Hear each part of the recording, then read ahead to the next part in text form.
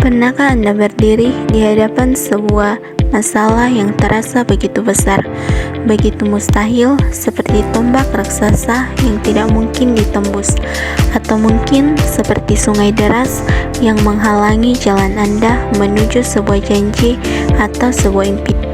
Bagaimana jika saya berkata, terkadang langkah pertama untuk menaklukkan hal yang mustahil itu bukanlah tentang kekuatan fisik, tapi tentang sebuah langkah iman. Halo semuanya, perkenalkan nama saya Indes dengan NIRIM 2020250054 dengan Prodi Teologi Kristen. Kali ini saya akan mencoba mengajak Anda menggali sebuah kisah Alkitab yang membuktikan hal itu.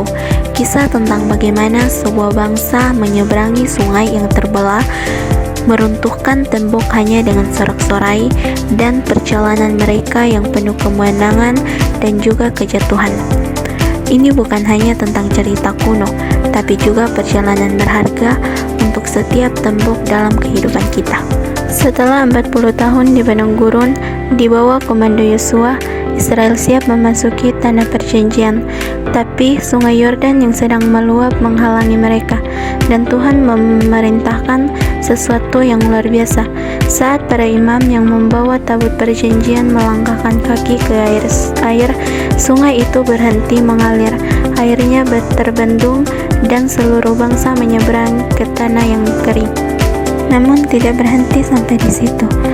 Tantangan berikutnya yang jauh lebih besar yaitu kota Yeriko yang bertembok tebal. Namun strategi Tuhan bukanlah perang, melainkan ketaatan. Mereka mengelilingi kota itu sekali sehari selama 6 hari. Pada hari ke-7, mereka mengelilinginya sebanyak 7 kali.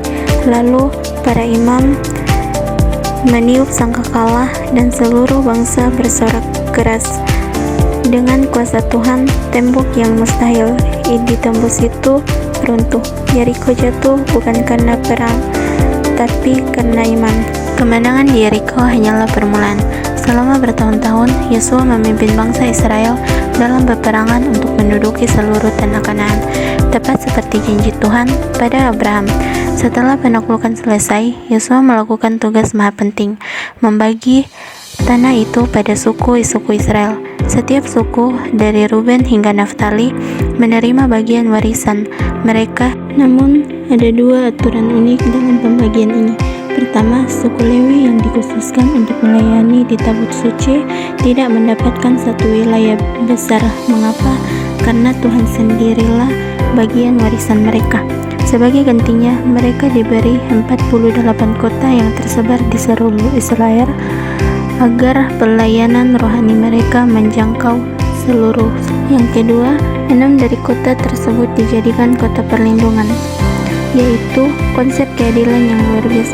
Jika seorang tidak sengaja membunuh seorang lain, ia bisa melarikan ke kota ini untuk mendapat perlindungan dari penuntut balas. 6 kota perlindungan tersebut diantaranya ada Kadesh, Sikhem, Hebron, Beser, Remot Gilead, Golan. Setelah Yosua wafat, Israel memasuki era yang kacau yang dikenal sebagai zaman para hakim. Tanpa pemimpin yang kuat, mereka jatuh dalam sebuah siklus yang tragis, dosa, penindasan, dan penderitaan.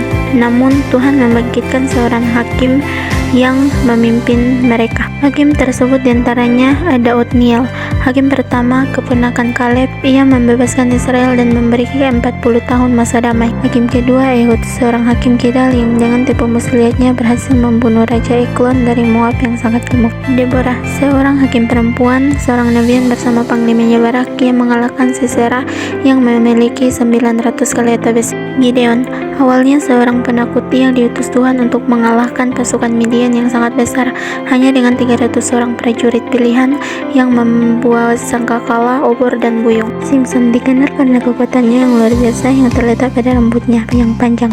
Kisahnya dipenuhi dengan pertempuran melawan Filistin, namun kelemahannya terhadap perempuan yang berujung pada pengkhianatan oleh Delilah. Ia mati dengan merobohkan kuil Dagon, menewaskan ribuan orang Filistin bersamanya. Hakim-hakim utama Kitab Hakim Hadwin juga menyebutkan beberapa hakim kecil yang catatannya lebih singkat seperti Samgar, Tola, Yair, Ebsan, Elon, dan Abdon. Periode ini berakhir dengan Samuel yang dianggap sebagai hakim terakhir sekaligus yang mengurapi raja pertama Israel, Saul.